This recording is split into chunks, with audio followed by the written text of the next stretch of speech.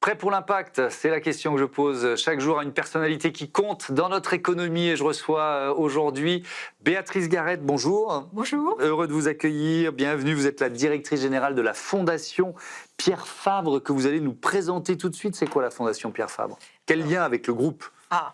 Alors la Fondation Pierre Fabre, c'est une fondation d'utilité publique dont la mission est d'améliorer l'accès aux soins et aux médicaments de qualité pour les populations défavorisées dans les pays, les pays pauvres ou les pays en crise. Et la particularité, effectivement, c'est que cette fondation d'utilité publique est en même temps l'actionnaire des laboratoires Pierre Fabre à 86%, aux côtés des salariés du groupe qui sont à 10% également. Qu'est-ce que ça change, ça? Ça change que, en France, cette possibilité d'une fondation d'utilité publique de posséder un groupe industriel et commercial, elle est liée à des contraintes très fortes qui sont qu'effectivement, la fondation, bien que l'actionnaire, ne peut pas diriger le groupe.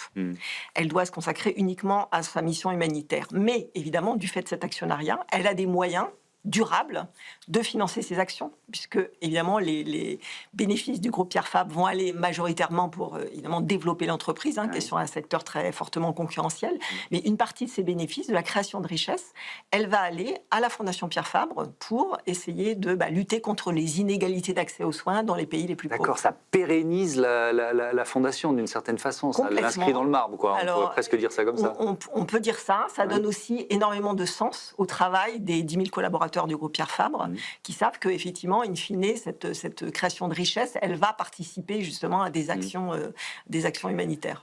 Et dans combien de pays, d'ailleurs, aujourd'hui, le périmètre d'action, d'intervention de la Fondation, c'est quoi? Alors, on est dans une vingtaine de pays, essentiellement en Afrique subsaharienne, en Asie du Sud-Est, au Liban aussi, compte tenu du contexte de crise qui s'est vraiment amplifiée depuis 2019, et elle est également en Haïti, où on a un programme là pour la drépanocytose. Est-ce que il y a des... Comment je peux vous poser la question?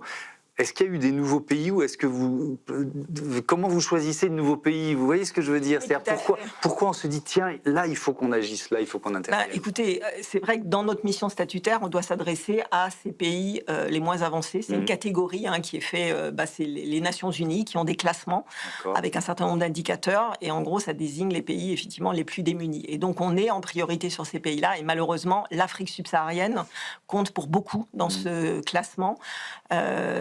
On a aussi, évidemment, parce qu'on est une entreprise française et une fondation française, eu disons, culturellement, on est aussi proche des pays francophones en Afrique. Donc, on a beaucoup développé aussi dans le Sahel.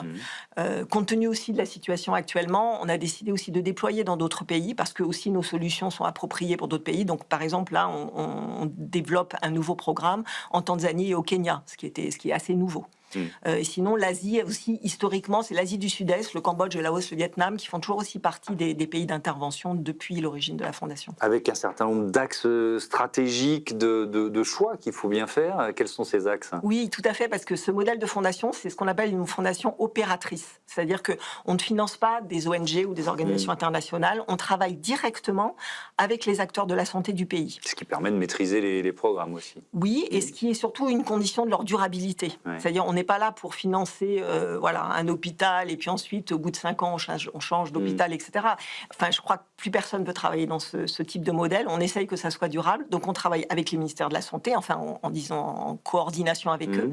Mais on travaille avec des universités, avec des hôpitaux, avec des sociétés savantes de médecins, des associations aussi, par exemple, de patients ou des organisations de la société civile pour renforcer, en fait, ces acteurs du pays afin qu'eux-mêmes s'emparent et développent, et on co-construit avec eux les programmes. Ce ne sont pas des programmes extérieurs. On co-construit avec eux et on leur apporte une aide financière et technique pour développer sur le long terme ces projets. Alors évidemment, on parle de maladies, mais pas seulement, d'une certaine façon, ça va au-delà de la prise en charge des malades? Alors, pour être, disons, opérateur, il faut développer des expertises précises. Donc, on a, depuis 25 ans, développé un certain nombre d'expertises qui sont liées à des problèmes importants, souvent sous-adressés. je prends historiquement le problème des médicaments de mauvaise qualité, soit des médicaments falsifiés, soit sous standard. C'est un véritable fléau. Oui. L'OMS considère qu'il y a un médicament sur 3 en Afrique subsaharienne qui est de mauvaise qualité. Dans certains pays comme la Centrafrique, je peux vous assurer que 80% des médicaments sont de mauvaise qualité. Il n'y a plus de circuit officiel de distribution des médicaments. Donc en fait, c'est des ONG qui utilisent des plateformes internationales pour faire rentrer du médicament à peu près de bonne qualité. Et donc dans ce domaine-là, on a vraiment développé des programmes pour donner au pays les compétences pour avoir ces bons médicaments. Donc on forme des pharmaciens, on forme des spécialistes qui vont aller pas seulement dans les officines, mais aussi dans les ministères et dans toutes les agences pour pouvoir organiser ça. Ça, c'est un exemple. Après, on a choisi aussi des pathologies négligées très importantes comme la drépanocytose, dont peut-être vous avez entendu parler aussi. Alors, c'est quoi la drépanocytose? C'est la première maladie génétique aussi en France. Et c'est la première maladie génétique au monde. Et ça touche particulièrement l'Afrique subsaharienne. C'est une mutation de l'hémoglobine. Donc, c'est une maladie qui se transmet génétiquement. Autosomique récessive, comme on dit. C'est-à-dire que si vous pouvez être porteur de la maladie et pas être malade, mais vous êtes transmetteur. Et donc, 2 parents qui sont porteurs mais pas malades ont une chance sur 4 en fait, d'avoir un enfant qui est malade. Et cette mutation, quand vous avez les 2 gènes mutés, le problème, c'est que vos globules rouges ne sont pas normaux. Ils vont mourir très vite, donc vous serez anémié, et surtout, ils vont prendre une forme de fossile. Ils vont se bloquer dans les petits vaisseaux capillaires et donc empêcher l'oxygène d'oxygéner les tissus, d'aller dans tous les tissus. Donc vous avez créé une expertise dans ce domaine et vous la diffusez, c'est ce que je comprends, on est dans la même logique. Tout à fait. Depuis 15 ans, alors on travaille avec énormément de spécialistes français et internationaux sur les domaines auxquels on s'adresse, donc des hématologues, des pédiatres, et on travaille avec les pays, donc à la fois pour sur le terrain avoir une action, donc par exemple équiper des hôpitaux, former les personnels de santé, ça c'est très important, sensibiliser la population aussi, c'est très compliqué à comprendre. C'est une maladie qu'on ne peut pas guérir, mais qu'on peut gérer, et qui aussi fait l'objet de tas de croyances néfastes. Donc aussi, il faut éduquer la population. Et on travaille avec les gouvernements pour qu'ils mettent en place des politiques de santé spécifiques. Voilà, c'est essayer d'avoir un petit peu toute la pyramide. Oui. Alors, dans cette émission, on parle évidemment beaucoup et souvent de dérèglement, de réchauffement climatique, des conséquences économiques de ce dérèglement et des conséquences sanitaires. Est-ce que vous faites le lien entre dérèglement climatique et enjeux de santé ? Forcément, parce que le dérèglement climatique va amplifier les crises. Des crises, ça veut dire des déplacements de population. Quand vous déplacez des populations, vous les coupez de leurs moyens économiques de survie. Vous favorisez bien évidemment les épidémies. Vous empêchez encore plus l'accès aux soins. Donc ça, c'est évident qu'il va y avoir un risque. Je pense aussi qu'il y a certaines régions du monde qui vont être invivables. Donc, c'est sûr que les gens partiront. Comment est-ce qu'ils pourront être pris en charge ? Et puis, il y a, je pense, directement aussi des liens entre la pollution et l'état de santé des gens, notamment sur les maladies respiratoires. Donc on ne fait pas assez d'études sur le lien entre la pollution et l'état de santé, et notamment les maladies respiratoires des populations. Puis j'ai un autre exemple aussi assez frappant, c'est qu'on travaille justement dans le domaine de l'accès aux soins dermatologiques des populations. Alors, en particulier en Afrique du Sud, en Afrique subsaharienne, pardon, parce qu'il y a très très peu de spécialistes. Enfin, c'est une moyenne qui ne veut pas dire grand-chose, mais il y a à peu près un dermatologue pour 1 million d'habitants. Donc vous imaginez, l'accès au diagnostic, il est quasi inexistant. Donc là, on a des programmes pour ça, pour essayer avec la délégation de tâches, pour former les agents de première santé au moins pour prendre les maladies simples. Et on a découvert, c'est-à-dire qu'on s'est attaché depuis 7-8 ans à une population particulièrement vulnérable, c'est les personnes atteintes d'albinisme, qui n'ont aucune protection contre les rayons du soleil, dans un continent avec l'ensoleillement maximum. Et cet ensoleillement, il va continuer, et si on n'a pas des mesures d'adaptation, si on ne crée pas justement de la reforestation, de l'ombre, si on n'aménage pas les villes, les cités pour protéger les gens du rayon de soleil, ces populations, elles vont encore plus souffrir. Elles sont les conséquences très directes, c'est des cancers de la peau qui démarrent très très jeunes et qui, en l'absence de détection précoce, sont fatales. Alors, on va ouvrir un chapitre consacré à l'ODES, Observatoire de la e-santé des pays du Sud, qui a été fondé en 2016, avec des projets que vous accompagnez, 44 projets lauréats soutenus financièrement, techniquement depuis l'origine. Ça représente plus d'1,1 million alloués, 80 pays bénéficiaires. Déjà, pourquoi la Fondation Pierre Fabre a créé la e-santé? On parle de e-santé dans les pays du Sud. Pourquoi ça vous a semblé finalement assez cardinal, majeur, cet enjeu?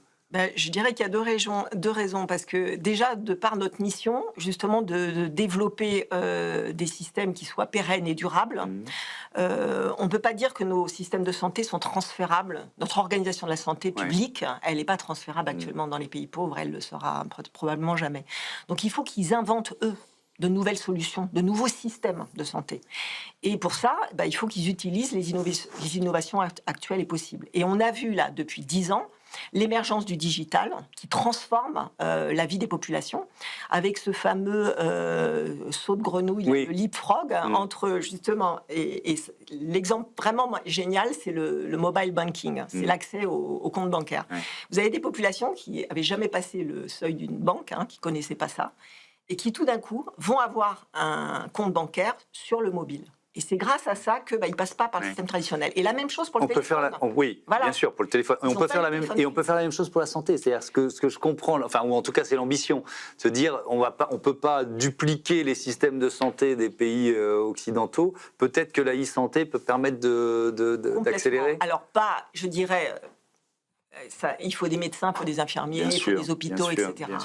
Mais on peut pallier un certain nombre des obstacles à l'accès aux soins. Les obstacles à l'accès aux soins dans ces pays sont multiples. Bon, évidemment, ils sont économiques. C'est-à-dire que les budgets des ministères de la Santé sont vraiment insuffisants. Les gens n'ont pas d'argent, n'ont pas de couverture sociale. Dans les pays, il faut s'imaginer l'équivalent de notre sécurité sociale. Souvent, c'est 2% de la population. Maintenant, il y a un grand projet, là, c'est cette fameuse couverture sanitaire universelle, qui était le grand projet de Tedros Ghebreyesus, le directeur de l'OMS, mais c'est quand même un projet et pas une réalité dans la majorité des pays pauvres. Il y a les obstacles géographiques. Souvent, il faut marcher peut-être 10 km ou 50 km pour trouver un centre de soins. Il y a les obstacles de ressources humaines. Il n'y a pas le nombre de médecins, infirmiers, sages-femmes, spécialistes. Donc tous ces obstacles... comment on pense, et en fait on le constate, des solutions numériques permettent d'apporter des solutions. Alors, je veux bien que vous donniez des exemples, notamment de programmes lauréats de l'ODES. Tout à fait. Alors, déjà, la formation des personnels de santé. On a la formation à distance, et c'est énorme. Maintenant, avec les solutions digitales, le téléphone simple et le smartphone, qui est un peu plus diffusé justement dans le personnel médical, on peut avoir des programmes de formation. Donc là, un des lauréats de cette année, qui est un double lauréat, parce qu'on l'avait déjà repéré et soutenu en 2017, c'est Safe Delivery App. Donc c'est une application, mais c'est plus qu'une application aussi, qui est opérée depuis 2014 par la Maternity Foundation, qui est néerlandaise. Et dont l'objectif est de former les sages-femmes, mais il n'y a pas toujours des sages-femmes, donc des fois des accoucheuses traditionnelles, ou des infirmières, ou des assistants, pour renforcer leur capacité à gérer justement les problèmes liés à l'accouchement. Donc tout ce qui sont les difficultés d'un accouchement qui n'est pas simple. Et malheureusement, il y a un indice... Pour lesquels il faut intervenir en urgence, on n'a pas le temps d'un transport médical, où on n'en a pas les moyens, et il y a quelques gestes qui peuvent... Tout ce qui est le nouveau-né qu'il faut réanimer, tout ce qui est, bien sûr, les hémorragies postpartum, etc.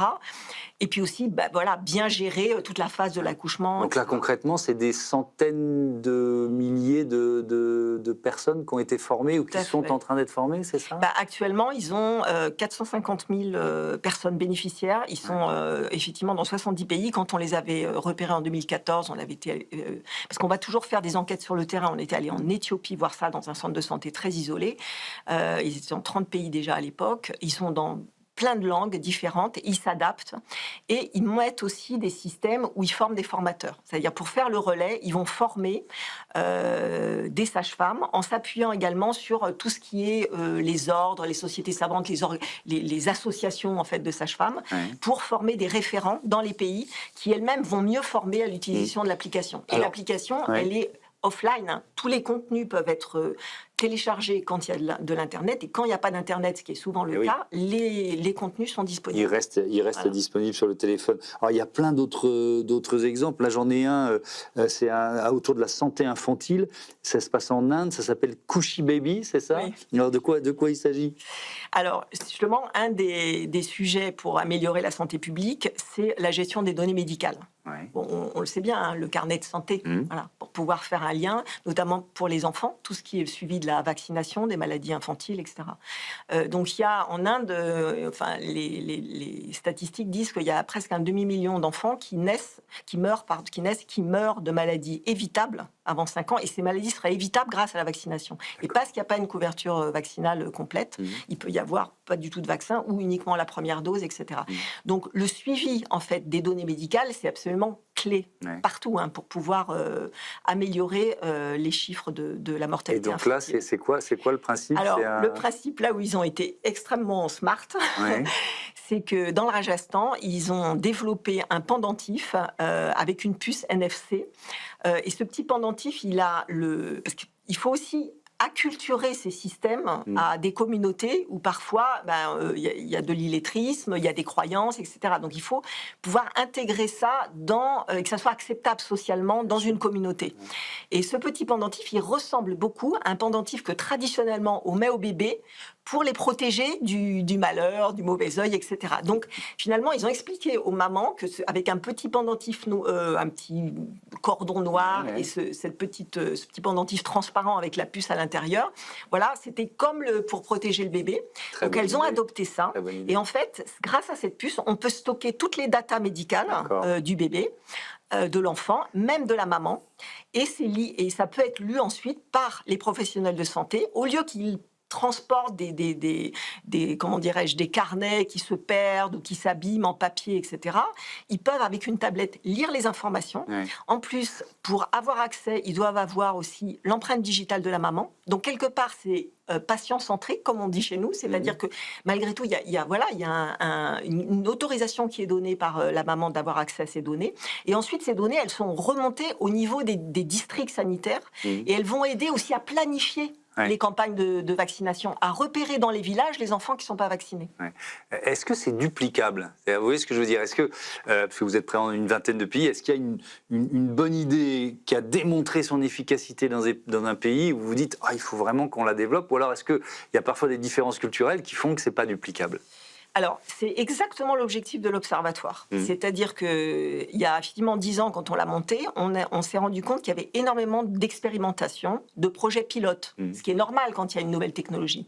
Mais c'était tellement important que certains parlaient parfois de pilotite aiguë, quoi. Et ça devenait... Parce que ces projets pilotes, ils étaient un peu sexy, ils avaient des financements pour se développer, et après, que le résultat soit positif ou négatif, ça s'arrêtait là, en fait. Or, on s'est dit, nous, on ne va pas investir dans les pilotes, on va repérer ce qui fonctionne.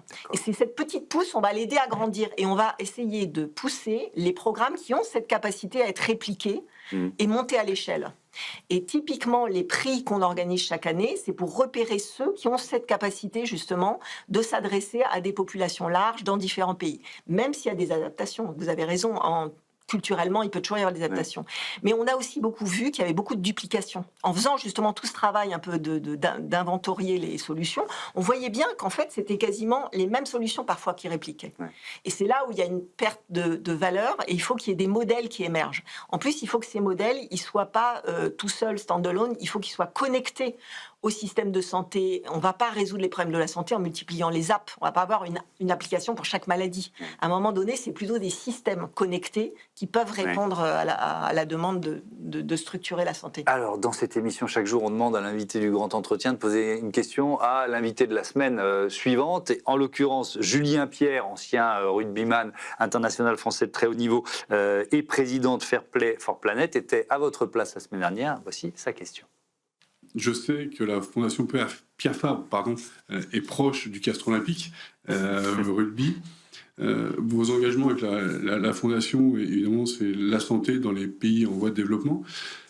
Est-ce que, et sous quelle forme, vous pourriez utiliser le sport justement pour sensibiliser ces populations à la santé sur tous ces territoires ? Est-ce que le sport peut être un vecteur de santé, finalement? Absolument. Ah oui. Non, non, je confirme. Et le rugby en particulier, les valeurs du rugby, voilà, le jeu d'équipe, la solidarité, l'attention.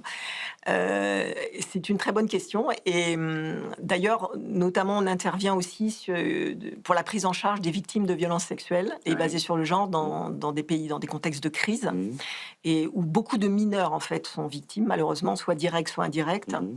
Et on a pu constater que certains programmes de réhabilitation de ces victimes, qui passent pas seulement par les soins médicaux, mais aussi psychosociaux, que le sport est un moyen de regagner la confiance, de à nouveau se projeter, à nouveau rétablir des liens sociaux.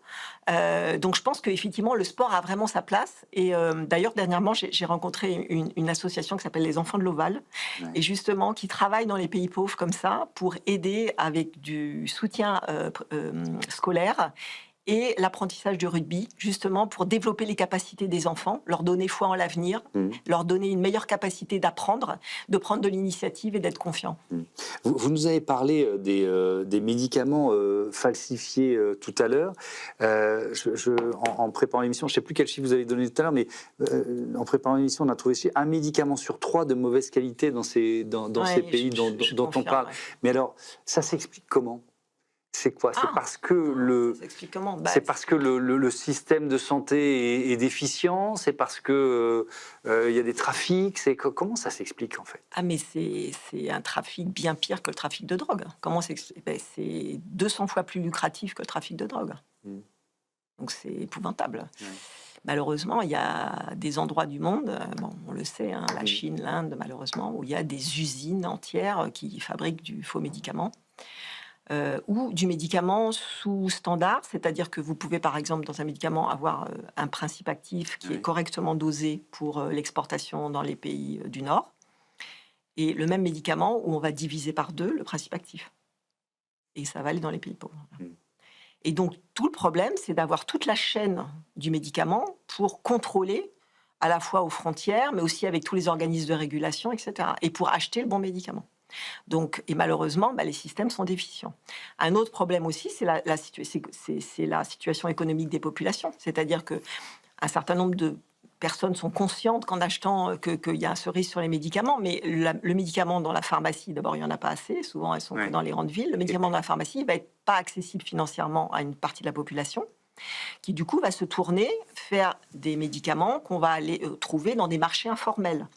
Souvent, le médicament, il est déconditionné. C'est-à-dire vous allez avoir un grand pot avec les cachets rouges, un pot avec les cachets jaunes, et le vendeur va expliquer que le cachet rouge, c'est pour l'un, etc. Et donc, ça veut dire que on sait qu'on achète un médicament qui est de mauvaise qualité, mais on n'a pas le choix, en fait. On n'a pas les moyens. Donc, tout votre travail, c'est de casser cette logique-là. Il y a une partie de ça, et tout notre travail, c'est de donner au pays, notamment, les ressources humaines pour lutter contre ce mauvais médicament et faire du bon médicament. Donc, par exemple, on travaille beaucoup sur former des spécialistes du contrôle qualité du médicament. Et de façon à ce qu'ils mettent, certains nombre de pays ont mis en place des laboratoires nationaux de contrôle de la qualité, mais encore faut-il qu'ils aient les personnels pour le faire. Et puis il faut créer des inspecteurs, il faut faire des prélèvements, et il faut la volonté politique pour agir contre ça. Nous, on travaille aussi en recherche là pour essayer de trouver des dispositifs qui permettraient de détecter le faux médicament de façon décentralisée. Parce que si tout doit passer par un laboratoire central, vous imaginez bien, c'est compliqué. Dans l'idéal, et là on travaille actuellement pour tester la technologie proche infrarouge avec des systèmes portables.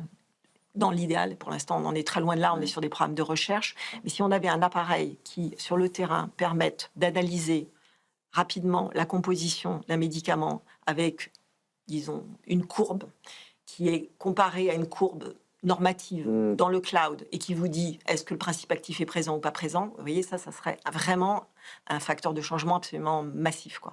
Donc on essaye de travailler avec différentes institutions pour essayer d'équiper les pays sur cette détection. Après, je pense qu'il faut aussi de la sensibilisation auprès de la population. Je voudrais qu'on termine, il nous reste 2 minutes sur l'état des lieux, c'est-à-dire sur les financements internationaux en matière de santé. On a vu à l'arrivée de Donald Trump à la Maison-Blanche qu'il a sabré dans les dépenses liées au développement, d'aide au développement. Est-ce que vous en voyez l'effet ? Et est-ce qu'il y a un effet ricochet sur les dépenses de Il santé? y a un effet très, très net. C'est-à-dire que c'est des pans entiers de la santé publique qui étaient pris en charge. Après, on peut trouver que c'est bien ou pas bien, mais qui étaient pris en charge par ces financements et qui disparaissent d'un jour à l'autre. Donc, c'est de la vaccination, c'est l'accès au planning familial pour les femmes, c'est un accouchement sécurisé, c'est la prise en charge des personnes atteintes de VIH/SIDA. Et tout ça est massivement disparaît. C'est très problématique. Alors, nous, même si on n'est pas sur ces dispositifs-là, vous voyez, on travaille avec des hôpitaux. Mettons on a un programme sur la drépanocytose, mais à côté de ça, on dépend quand même de l'organisation des soins, où par exemple, on fait notamment du dépistage néonatal des enfants atteints de drépanocytose. Mais si l'hôpital n'a plus les moyens de donner un accouchement sûr, de pouvoir donner les médicaments de base, etc., évidemment, nos programmes aussi vont en souffrir. Et on se retrouve avec effectivement des besoins à essayer de couvrir plus importants. Et puis malheureusement, c'est que l'aide de l'USAID s'est complètement arrêtée, mais il y a eu un mouvement quand même global de baisse des financements pour l'aide internationale. C'est de l'ordre de moins 40%, y compris en France. Donc il faut comprendre que cet argent-là, c'est de l'argent hyper utile.